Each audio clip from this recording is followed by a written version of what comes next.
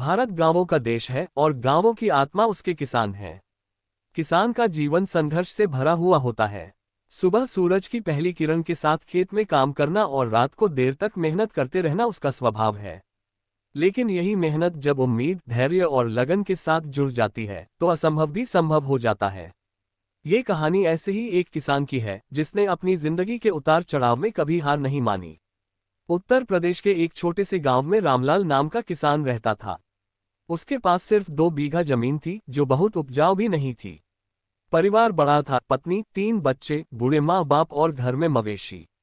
गांव में लोग उसे कहते, रामलाल, इतनी छोटी जमीन में तू क्या कर लेगा? कभी कर्ज में डूबेगा, कभी भूखा रहेगा। लेकिन रामलाल हमेशा मुस्कुराकर जवाब देता, मेहनत करने वाले को भगवान कभी खाली हाथ नहीं छोड़ते। रामलाल सुबह सूरज उगने से पहले ही खेत में पहुंच जाता। कभी बैलों से हल चलाता, कभी अपने हाथों से मिट्टी खोदता। गर्मी, सर्दी, बारिश, मौसम चाहे कोई भी हो, उसके कदम खेत से पीछे नहीं हटते। एक साल बारिश बहुत कम हुई। खेत में बोई गई फसल सूखने लगी। तालाब भी सूख गया था। पूरे गांव में हाहाकार मच गया। कई किसानों ने अपने खेत बंजर छोड़ दिए। रामलाल ने सोचा, अगर मैं भी हार मान लूं तो मेरे बच्चों को कौन खिलाएगा? वह बैलगाड़ी लेकर पास के कस्बे गया और वहां से पानी लाने लगा। रोज कई चक्कर लगाता। गांव वाले हंसते, पागल हो गया है, इतनी मेहनत से क्या होगा? लेकिन धीरे धीरे उसके खेत में हरी कोंपलें फूटने लगीं। जहां बाकी खेत सूखे पड़े थे, वहीं रामलाल का खेत जैसे उम्मीद की मिसाल बन गया। लेकिन खुशियां ज्यादा दिन नहीं टिकी। फसल तो खड़ी हो गई, पर मंडी में दाम इतने कम मिले कि रामलाल का कर्ज और बढ़ गया। सूदखोर बनिए रोज दरवाजे पर आकर चिल्लाता, पैसा वापस कर, नहीं तो जमीन छीन लूंगा। रामलाल की पत्नी कई बार टूट जाती, लेकिन रामलाल समझाता, मुसीबतें हमेशा नहीं रहती, हमें बस मेहनत करते रहना है। रामलाल ने सोचा कि सिर्फ पारंपरिक खेती से परिवार नहीं चल पाएगा। उसने गांव के कृषि अधिकारी से मिलकर नई तकनीकें सीखी। ड्रिप इरिगेशन, टपक सिंचाई, जैविक खेती, फलों और सब्जियों की खेती। उसने थोड़ी जमीन में सब्जियां बोई और बाकी में गेहूं।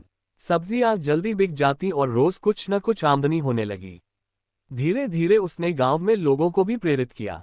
अब लोग उसे रामलाल भाई कहकर सलाह लेने आने लगे। रामलाल का सबसे बड़ा सपना था कि उसके बच्चे पढ़ लिखकर कुछ बड़ा करें। गांव के कई लोग कहते, किसान का बेटा किसान ही बनेगा। लेकिन रामलाल कहता, मेहनत करने वाला किसी भी मुकाम तक पहुंच सकता है। उसने कितनी भी कठिनाई आई, बच्चों की पढ़ाई कभी नहीं रुकवाई।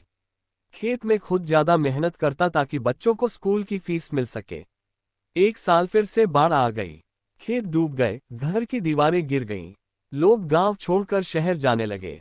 लेकिन रामलाल रुका रहा। उसने मिट्टी के घर को फिर से बनाया, बीज बचाए और खेतों में दोबारा काम शुरू किया। लोग पूछते, इतनी मुसीबतों के बाद भी तू क्यों हार नहीं मानता? रामलाल मुस्कुराकर कहता, किसान हार मान ले तो धरती भी बांझ हो जाएगी। धीरे धीरे उसकी मेहनत रंग लाने लगी। सब्जियों की अच्छी पैदावार हुई। उसने मंडी में खुद जाकर बेचना शुरू किया ताकि बिचौलियों से बच सके। आमदनी बढ़ी तो उसने ट्रैक्टर खरीदा। अब लोग उसी पर गर्व करने लगे जो कभी उसका मजाक उड़ाते थे। बच्चे पढ़ाई में भी आगे बढ़े। बड़ा बेटा इंजीनियर बन गया, बेटी डॉक्टर बनी और छोटा बेटा कृषि विज्ञान पढ़ने लगा। अब रामलाल गांव में एक मिसाल बन चुका था।